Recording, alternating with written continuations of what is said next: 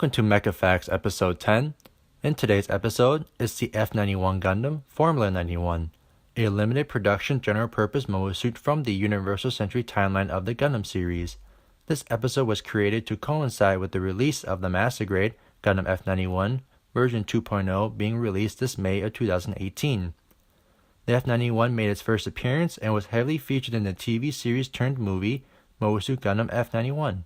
Following the film's release, the F91 will make other animated appearances in the TV series of Mobile Fighter G Gundam and Gundam Build Fighters. The F91 would also appear in Mobile Suit Crossbone Gundam, the manga sequel to the F91 film, and multiple video game releases such as Gundam Dynasty Warriors 2 and Gundam Extreme Versus, just to name a few. The original mech designer of the F91 is Kunio Okurada. Next is the F91's specifications. Its overall height is 15.2 meters. Base weight is 7.2 tons, full weight at 19.9 tons. It's powered by a Benovsky ultra-compact fusion reactor. Its armor is Luna titanium and a titanium alloy ceramic composite. Crewed by one pilot and a panoramic monitor linear seat cockpit in the torso. The F91 was developed from the F90V Gundam F90 Vesper type. It was first deployed in July of UC-0116 and last seen deployed in UC-0136. Its manufacturer is the Strategic Naval Research Institute, or SNRI. It's operated by the Earth Federation Forces, and the known pilots of the F91 are Seabrook Arno, Harrison Martin, Berth Shred, Minoru Suzuki, Mitchell Derek Nar, and Leos Alloy. Next are the armaments and equipment of the F91. First are the Vulcan Guns. The F91 is equipped with a pair of head-mounted Vulcan Guns. The purpose of these weapons is to serve as a close to mid-range weapon. The Vulcan Guns are designed to be used against small, lightly armored targets such as vehicles and missiles. Next are the Mega Machine Cannons. The F91 is equipped with a pair of fire-linked Mega Machine Cannons in its chest. In the age of miniaturized mobile suits, the emphasis for mobile suit design is speed, thus armor is sacrificed to reduce weight. This leaves the mobile suits vulnerable to weapons such as machine guns that have been discarded from mobile suit combat due to its low effectiveness after the 1-year war. Though based on the concept of old mobile suit machine guns, the Mega Machine Cannons mounted on the F91 have been improved with the modern technology in that era to make them more effective than their 1-year war counterparts. Next are the Beam Sabers. The F91 is equipped with 2 Beam Sabers stored in a recharge rack in the left skirt armor. The Beam Saber emits a blade of plasma contained by an eye field that can cut through any physical armor. A unique way to use the Beam Sabers is the hands of the F91 are capable of rotating 360 degrees continuously, and when in use, the Beam Sabers creates a beam buzzsaw. Next is the F91's beam rifle. The beam rifle is powered by a replaceable E-pack and can be mounted on the waist. The beam rifle can fire mid to long range mega particle beams and can penetrate through any physical armor. However, the particle beams of the beam rifle can be blocked by an eye field or beam shield. Next are the variable speed beam rifle, or the Vesper. The F91 is equipped with 2 Vespers which are mounted on its backpack.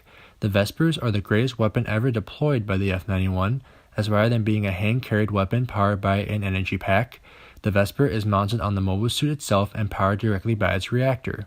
The pilot could adjust the speed at which the mega particles would fire to produce different beam effects. Slower speed mega particles produced a wider beam that delivered more raw damage, and higher speed particles produced a tightly focused, penetrating beam. Thus, the F91's pilot could choose to deliver beam damage on a wider area, or focus high-speed shots to penetrate thick armor or even beam shields. Next is the beam launcher. The F91 is equipped with an optional beam launcher, which can be mounted on the waist. The beam launcher is a beam bazooka, utilizing technology of a beam rifle on a larger scale. It is powered by a replaceable E-pack. The beam launcher fires slower moving mega particles, causing its beam to widen and allowing the beam to cause damage over a greater area, ideal for dealing with warships or catching multiple mobile suits off guard. Next are the beam shields. The F91 is equipped with a pair of beam shield generators for defense. The first beam shield generator is mounted on the left arm, while the second is a spare generator stored in the right skirt armor. Unlike an eye field generator, which is effective only against beam attacks, the beam shield blocks both particle and projectile weapons. Next is the biocomputer system. The biocomputer is a new kind of man-to-machine interface which is functionally a reverse Saikamu system, where the biocomputer places less strain on its human operator. The biocomputer was originally intended to help the disabled, but its development is ultimately funded by the Earth Federation forces, who hope to employ it as a mobile suit control system. As its name implies, the biocomputer is similar in structure to a human brain, and its operating processes resemble human thoughts and feelings. Rather than displaying data on a computer monitor, the biocomputer can relay it directly to the pilot in the form of sensory information, so what the machine feels can also be experienced by the human operator. However, the full lane potential of the system can only be tapped by new type pilots. Lastly are the heat radiator fins. The weapons and high performance of the F91 made it a very powerful mobile suit. However, that power came at the cost of potentially overheating from the amounts of heat the weapons and systems generated. To offset this problem, a set of 3 radiator fins were installed into each shoulder. During normal operations, the radiator fins are hidden within each shoulder armor, but after extended operation as heat builds up, the radiator fins will be deployed to help shed excess heat from the mobile suit. The effect of shedding excess heat creates after images of the mobile suit made up of metallic particles, which can be deceived not only by the eyes of enemy pilots, but also radar and other sensors. This phenomenon came to be known as the metal peel-off effect, or MEP. Last is the F91's history and lore. The F91 was completed and deployed 50-some years after the legendary RX-78-2 Gundam, during a period of the Earth Federation's decline. Reduced in height and mass compared to its famous predecessor, the F91 was immensely more powerful, as the F91 was smaller and lighter than its predecessor and has features that serve to make it faster, more maneuverable, and all around more efficient. It was developed by the SNRI as part of their Formula project. The F91 made its combat debut against the Old Mobile Army in UC-0122 with Burst Shred, former pilot of the Gundam F90, as its pilot. In UC-0123, the F91 was later assigned to the training ship Space Ark, a modified Klopp-class cruiser. This unit was piloted by Seabrook Arno, the son of Monica Arno, who designed the F91's biocomputer. Seabrook would show the power of the F91 during its first sortie against the Crossbone Vanguard, who sent scouts in Frontier 1 by destroying 3 mobile suits of the Durrell Vanguard. Seabrook would then take the F91 to infiltrate the Crossbone Vanguard occupied colony of Frontier 4 to search for his friend and love interest, Cecily Fairchild. The F91's final mission against the Crossbone Vanguard would be a fight against the Crossbone Vanguard forces invading Frontier 1. The initial battle would have the F91 and other Federation mobile suits defending the colony from the Crossbone Vanguard, including the members of the elite Black Vanguard and Cecily's Vignagina.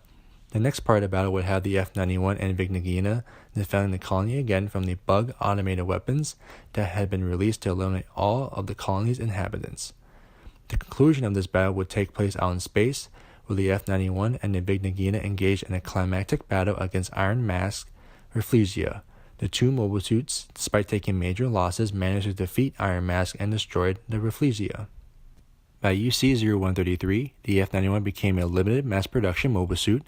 The Earth Federation sorted a number of these mass-produced F91s against Cecily Fairchild's revived Crossbone Vanguard and against the Jupiter Empire. One notable unit was painted with navy blue and gold trim, piloted by Harrison Martin, who was a close match for Seabrook Arno's more advanced Crossbone Gundam X1. Even the 10-year-old Vespers of the F91 presented a huge threat against Seabrook's Crossbone Gundam, as it can penetrate a beam shield or destroy an anti-beam cloth with a single shot. Despite being a 10-year-old weapon, the Vespers still managed to pierce 2 layers of beam shields before being blocked by the Crossbone Gundam's beam Zanber. That's all, folks. Thanks for watching this episode of Mecha Facts on the F91 Gundam. If you're not a fan and/or subscriber, please hit that subscribe button below and hit that notification bell for future episodes of Mecha Facts. Please stay tuned for more videos and updates, and I'll see you guys next time.